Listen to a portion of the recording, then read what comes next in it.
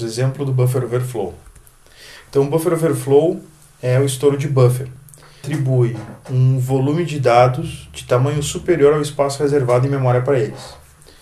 Então, resumidamente, é quando se tem um buffer, ou seja, uma variável dentro de um programa que possui um determinado tamanho e, por algum motivo, se copia para dentro dessa variável, se tenta inserir dentro dessa variável um volume maior do que a capacidade dela. Então, um exemplo bem simples. Um programa que pergunta para o usuário o nome dele e na declaração se reservou 20 bytes. Se o usuário entrar com 30 caracteres e o programador não tratar essa situação, ou seja, o programador no código deixar essa situação ocorrer, então vai acontecer o buffer overflow. Então, já adiantando, né? Se os programadores, se os desenvolvedores de software se preocupassem em validar os tamanhos das entradas, né, se estão de acordo com o espaço reservado para as variáveis, o buffer overflow não aconteceria. Então vamos olhar mais a fundo o buffer overflow, iniciando esse estudo analisando a pilha, né, stack. Então, cada processo em execução no computador possui uma pilha. A pilha é uma estrutura, né, first in, last out, ou seja, o último elemento a ser inserido será o primeiro elemento a ser removido da pilha. Né? A gente utiliza as funções de push para inserir na pilha e pop para retirar da pilha. Então é uma estrutura de dados. E essa pilha ela é um bloco contínuo de memória junto ao processo. Então ela fica junto com o processo. Para que serve essa pilha? A pilha serve para o armazenamento de parâmetros que nós passamos para as funções e procedimentos. Então, cada vez que se chama uma função dentro de um código, a gente utiliza a pilha para armazenar os valores passados como parâmetro. Também é utilizado para armazenamento das variáveis locais dessas funções e procedimentos. E o que mais nos interessa é o armazenamento dos valores para retorno da função, ou seja, o endereço de retorno de uma função ou procedimento. Então, sempre que se faz uma chamada a uma função, a um procedimento, o endereço de retorno, né, o endereço a ser executado, né, do código a ser executado após a finalização desse processo, dessa função, é armazenado também na pilha. Então aqui tem um exemplo de declaração de uma variável, né, um array de 10 posições, por exemplo. Essa variável, né, o exarray, aí, exemplo de array, vai ser armazenada então na stack, vai ser armazenado na pilha, então, na área de dados da pilha. Então, analisando um processo, a gente tem uma área onde fica o código compilado. Né? Essa área, o sistema operacional não permite que se escreva nessa área, é uma área read-only. Acima nós temos, então, a área de dados da pilha, né? A área é uma área que pode ser escrita, read-write. E nós temos a pilha propriamente dita, que é a estrutura onde nós vamos armazenar os valores auxiliares ao processo, né, que nós precisamos armazenar para que o processo funcione, inclusive o endereço de retorno de funções. Então vamos ver como é que se realiza, como é que funciona esse processo.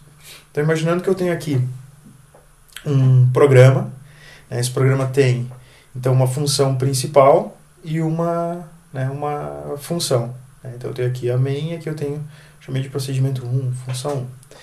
Então, o código é executado, né, na estrutura de código de baixo para cima, nos dados de baixo para cima, e a stack é organizada de cima para baixo. Só para você ter uma ideia da orientação. Então, o que vai acontecer na hora que eu começar a executar esse comando? Primeiro, né, é um programa em C, chama um procedimento e tal, depois finaliza o procedimento, volta a ser executado a função principal. Então, vamos analisar agora um passo a passo genérico aqui do que acontece. Então, o programa é inicializado, é executado um código inicial, definição de variáveis, né, da main e tal. Num determinado momento é realizada uma chamada ao procedimento proc1. No momento em que se realiza essa chamada, então o endereço do código após esse procedimento, após essa função, esse endereço aqui, é armazenado na pilha. Então, para que o programa saiba para onde ele deve retornar depois da finalização do procedimento, ele precisa armazenar esse endereço. Então, aqui eu tenho o endereço do código após, né, a execução do procedimento. Então, isso vai ficar armazenado na pilha. Então, o program counter, né, ou seja, o fluxo, né, de código vai ser desviado no momento da chamada do procedimento para o procedimento que vai ser inicializado. Então, eu inicio o procedimento 1, é criada uma variável que eu chamei aqui de buffer, né, por exemplo, de 10 bytes. Então, essa variável vai ser, então, o espaço para ela vai ser reservado na área de dados. Executa o resto do processo.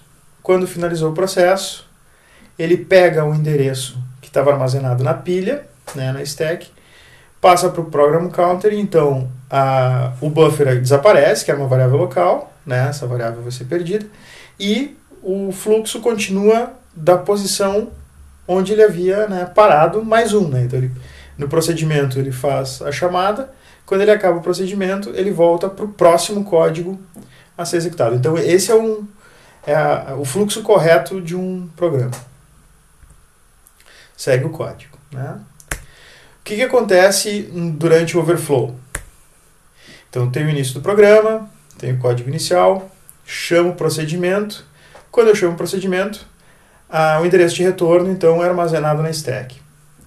E o meu fluxo é desviado para a realização desse procedimento. Eu realizo, então, a reserva de 10 bytes para a variável buffer. E aqui, o meu código, então, dentro desse procedimento, por exemplo, pede para que o usuário insira dados que eu vou armazenar no buffer ou alguma coisa assim. Ele pega esses dados de algum lugar, enfim. De alguma forma eu vou preencher esse buffer com informações. E aí que acontece o estouro. Então o usuário entra com um volume de dados maior do que os 10 bytes. E como a minha área de dados ela cresce de baixo para cima aqui no meu desenho, né, eu vou começar então a preencher o meu buffer, vou extrapolar o limite dele e vou continuar subindo, até que eu consiga invadir a área da stack, a área onde eu guardo as minhas variáveis auxiliares. Então invade a área da pilha e escreve por cima do endereço de retorno. Então agora esse processo não sabe mais para onde retornar. Então se eu fizer isso, né, esse endereço aqui de retorno vai ser perdido, né, se essa situação acontecer. Só que qual é o detalhe? O detalhe do ataque de buffer overflow, e aqui já entrando na parte maliciosa do ataque de buffer overflow, é que o atacante insere esses dados no buffer de uma forma especial, de uma forma pensada, e dentro desses dados, inseridos nesses dados, está então o código malicioso, né, enfim, né, preparado para ser executado pelo processo. Então aqui, dentro do buffer que eu preenchi, dentro dos dados que o atacante inseriu, existe então um código malicioso que o atacante coloca aqui.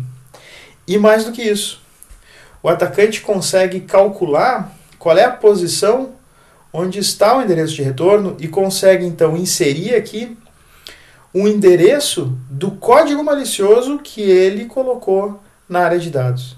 Então aqui, essa ação faz com que, ao final do procedimento, o endereço do código malicioso seja passado para o program counter e o código malicioso, então, seja executado pelo processo. Né? Então, ó, acabou o processo, né? Acabou o procedimento, o program counter vai receber o endereço do código malicioso e, ao invés de seguir o fluxo aqui normal, né, eu vou acabar executando o que existe na área de dados, o que existe, então, inserido no código malicioso. E esse código malicioso será executado, obviamente, com os privilégios do usuário que executou o processo inicial. Então, se esse processo foi executado pelo root, pelo administrador da máquina, então o meu código malicioso, né, esse código que eu inseri ali, será executado com os mesmos privilégios, será executado com privilégios de root. Então, caso eu realize esse estouro de uma forma acidental, ou seja, eu simplesmente inseri mais dados do que eu deveria e conseguir invadir a área da pilha e alterar o endereço de retorno, o que vai acontecer é que esse valor vai ser inválido, né? Provavelmente vai ser inválido, e eu vou tentar passar para o program counter um endereço que não, ou que está fora do meu processo, ou enfim, um endereço inválido. Então vai aparecer uma mensagem de erro dizendo, olha, deu um Stack Overflow e tal, o programa vai ser finalizado. Então tem essa mensagem de estouro de buffer. No caso do código malicioso, né, um estouro de buffer malicioso, aí existe a possibilidade, então, do atacante executar esse código malicioso com os privilégios do processo que foi explorado. Uma outra forma de realizar a mesma ação, ou seja, apesar de ser na área de heap, eu quero fazer exatamente a mesma coisa, eu quero alterar o endereço de retorno. Então, a heap é uma área de memória do sistema operacional que tem uma capacidade maior do que a área de dados do meu processo. Eu consigo alocar essa área dinamicamente, sem precisar reservar memória em tempo de compilação. Então, para quem programa, né, sabe que quando eu estou programando em C, eu preciso definir o tamanho de todas as minhas variáveis, a não ser que eu use os comandos new ou malloc, malloc, né, memory alloc ou, né, calloc. Então, se eu uso esses comandos, eu consigo dinamicamente reservar um espaço de memória dentro de uma área da minha memória que é controlada pelo sistema operacional, fora do meu processo. Então, essa área de memória ela é alocada dinamicamente, né, e explicitamente. Então, por exemplo, eu posso declarar um array que vai ser um novo inteiro de 10 posições, mas eu armazeno, ao invés de reservar esse espaço de 10 posições dentro da minha área de dados, eu vou armazenar ali apenas o endereço de onde esse conjunto de bytes está armazenado na heap. Né? Então a memória essa memória é alocada em blocos, então existem blocos, né? A memória ela acaba sendo utilizada em uma estrutura de nodos, né, duplamente encadeados através de ponteiros. Então eu tenho uma estrutura de dados para armazenamento de conteúdo de variável que é alocada dinamicamente e que forma uma estrutura de dados dentro da minha área de memória do sistema operacional. Como é que eu faço para então interligar esses blocos, né, esses chunks de memória? Vocês imaginem, eu quero armazenar um grande volume de dados. Esse volume de dados vai ser dividido em chunks, né, em blocos, em pedaços, e esses pedaços serão alinhados através de ponteiros. Então, um pedaço aponta para outro pedaço. Essa estrutura é duplamente encadeada, ou seja, o nodo 2 aponta para o nodo 1 e o nodo 1 aponta para o nodo 2. Então, eu tenho duas vias, né? Eu posso ir e voltar dentro da minha estrutura. O que acontece é que quando eu tenho esses chunks de memória, eu consigo escrever, além da capacidade de um desses chunks, de um desses blocos, e sobrescrever a área do próximo bloco onde ficam armazenados os ponteiros. Então eu consigo alterar a estrutura de armazenamento desses dados. Então o overflow de um bloco permite alterar o header do próximo bloco. Então o atacante consegue incluir blocos que ele controla. Como? Se ele pegar essa estrutura e conseguir alterar um bloco, fazendo com que ele aponte para um bloco com dados maliciosos que o próprio atacante conseguiu inserir no heap, então ele consegue fazer com que as variáveis, com que a variável que está utilizando aquele heap, possua aqueles dados que ele inseriu maliciosamente. Então o atacante consegue incluir esses blocos controlados por ele na estrutura alterando os ponteiros. Então, no momento em que eu tenho dois blocos e eu extrapolo um bloco, eu consigo forçar com que esses dois blocos se transformem em um bloco só. Né? Então eu consigo unir blocos de memória. E o que acontece? No momento que eu vou realizando esse estouro, no momento que eu uso o conteúdo desses blocos, eu acabo também alterando o endereço, conseguindo alterar, chegar na parte da pilha onde é armazenado o endereço de retorno e também alterar esse endereço de retorno para que ele execute então o meu código malicioso que eu inseri. Então, a forma de realizar o estouro, né, a técnica é diferente, mas o objetivo é mesmo, alterar então o endereço de retorno de um procedimento, fazendo com que ele execute um código malicioso. Se eu fizer um estouro acidental no RIP, mesma coisa, né? Erro. Só que o detalhe é que se eu fizer um estouro acidental no RIP, eu vou estar escrevendo nessa área do sistema operacional, né? E se o sistema operacional não protege, não tiver um mecanismo de proteção dessa área, eu posso acabar escrevendo em cima de variáveis de outros processos. Vocês imaginem que essa área RIP é controlada pelo sistema operacional e vários processos estão utilizando essa mesma área ao mesmo tempo. Então, se eu faço um estouro de buffer dentro dessa área, eu posso acabar escrevendo por cima de uma área de dados de outro programa, de outro processo que está em execução. Obviamente que o sistema operacional deve, né, controlar esse vazamento de memória e não permitir que isso aconteça. E no estouro malicioso acontece exatamente a mesma coisa que o buffer overflow da stack.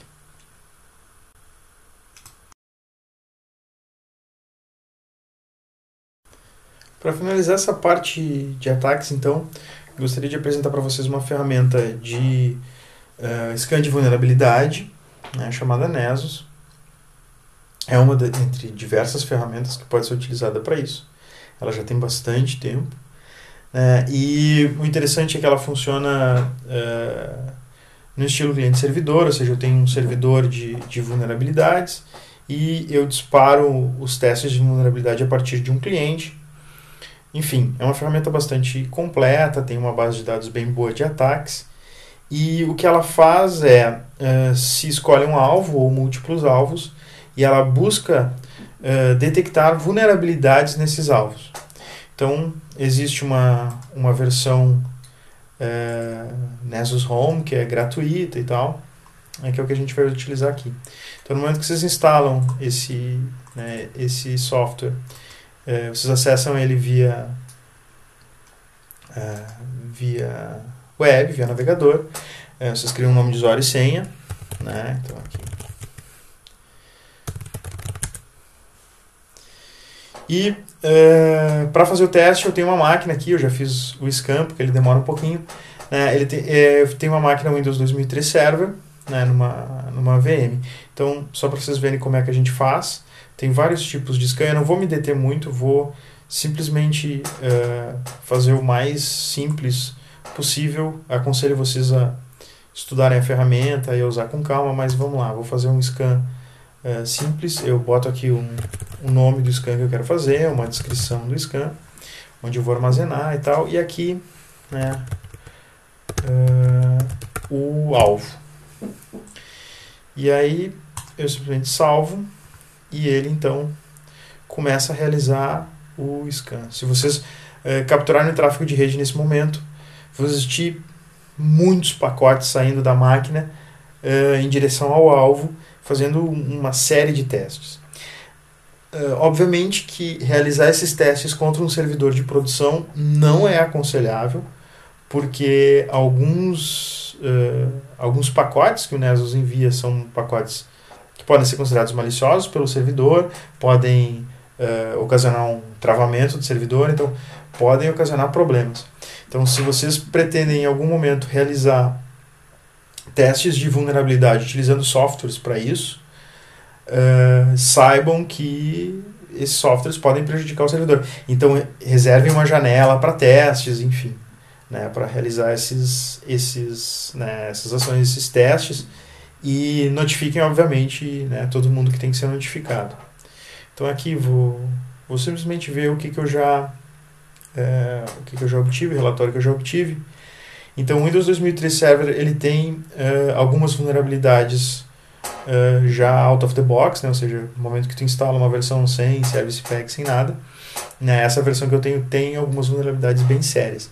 Então, no final, o Nessus fornece para vocês essa lista de vulnerabilidades divididas, então, em coisas de informação. Essas 27 são simplesmente informações do tipo, olha, a máquina responde a ping, esse tipo de coisa, né, sem problemas, só de informação mesmo. O verde, Então são vulnerabilidades de baixa criticidade, né, de média criticidade, de alta e aqui realmente críticas. Então nós temos aqui 8 vulnerabilidades, vou clicar aqui. Então eu tenho 8 vulnerabilidades críticas nesse servidor Windows 2003 Server.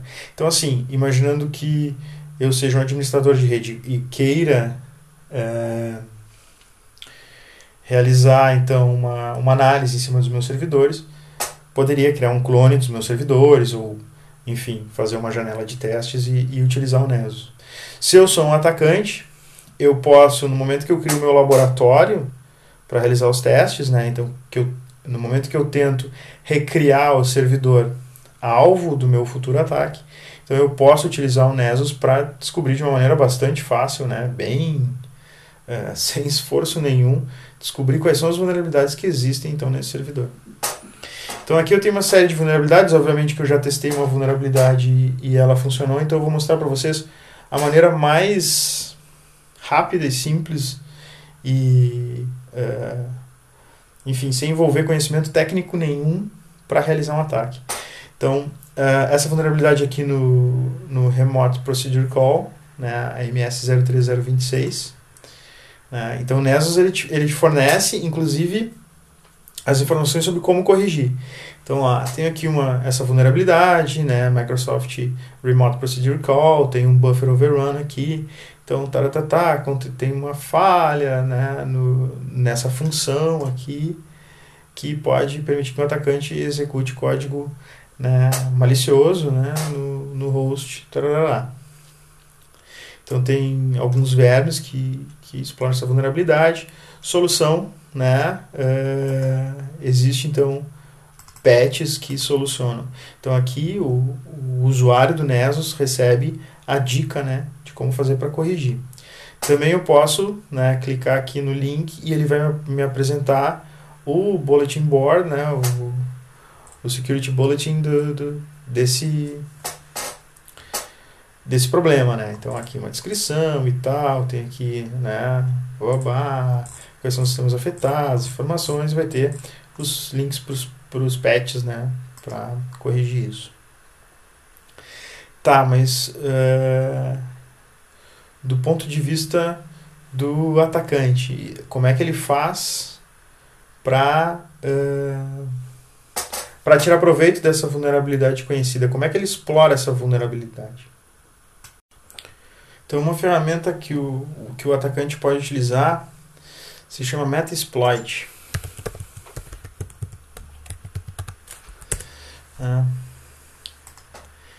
Então, é também uma ferramenta que, enfim, que possui uma base de softwares de exploração. O que são softwares de exploração?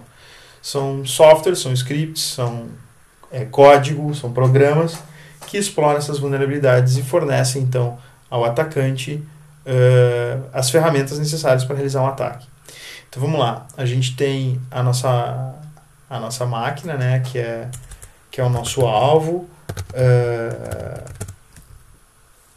e é um Windows 2003 Server e tal. A gente já descobriu que ele tem essa vulnerabilidade MS03026 com o Nessus. Então agora eu vou rodar aqui nesse terminal, vou rodar o Metasploit. Então ele roda no terminal, e enfim, tem essa base de exploits, e a gente vai então agora procurar para ver se ele tem alguma coisa para explorar a vulnerabilidade MS03026. Né? Então ele vai pesquisar na base de dados dele para ver se existe algum exploit que faça então esse ataque, que realize a exploração dessa vulnerabilidade. Então ele tem. Né? Aqui essa é a vulnerabilidade. Então eu digo para ele, use esse exploit. Bom, depois de definir o exploit, eu tenho que definir entre vários payloads que eu vou enviar. Então os payloads são o conteúdo que eu vou enviar para fazer o estouro de buffer, né? Então, nesse caso, o estouro de buffer. Então eu posso decidir que tipo de dados eu vou enviar. Mas como é que eu vou decidir isso? Então eu posso ver para esse exploit quais são os payloads possíveis. Então eu vou começar a testar aqui esses payloads, né? São vários que tem aqui para Windows, mas depois de testar alguns poucos, eu vou ver que esse shell bind TCP aqui, um payload genérico, já me serve para realizar o ataque.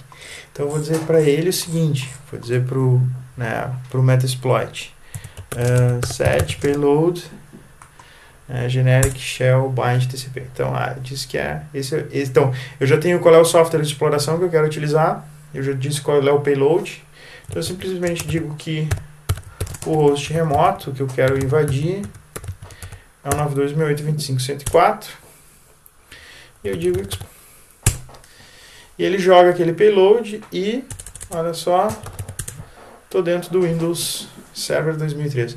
Então é extremamente simples de utilizar e ele meio que quebra aquela imagem de que para realizar um ataque é necessário ter algum conhecimento técnico elevado e tal. Na realidade, para fazer um ataque, claro, dessa forma é bem simples. Onde é que está o desafio, né, do ponto de vista do atacante? Onde é que está o desafio? Em criar esses exploits, né? Então, descobrir novas vulnerabilidades e criar ferramentas para explorar essas vulnerabilidades. Então, esse é o grande desafio. Agora, qualquer pessoa com mínimo conhecimento é capaz de utilizar essas ferramentas, principalmente quando a gente tem bancos de ferramentas como o Metasploit, né, para realizar ataques. Então, eu queria passar para vocês a noção de que realizar o ataque é extremamente simples. Eu posso, a partir de agora, fazer um deface na página, ou enfim, criar arquivos, fazer... claro, sempre dentro dos privilégios que o usuário que disparou o processo que eu fiz a invasão é capaz de executar. Existem também ferramentas que são utilizadas para escalada de privilégios e tal. Mas enfim, para passar a noção que não é complicado utilizar as ferramentas que existem e elas estão disponíveis e elas não estão escondidas, elas são bem acessíveis para as pessoas utilizarem, e isso é muito preocupante. Então tá.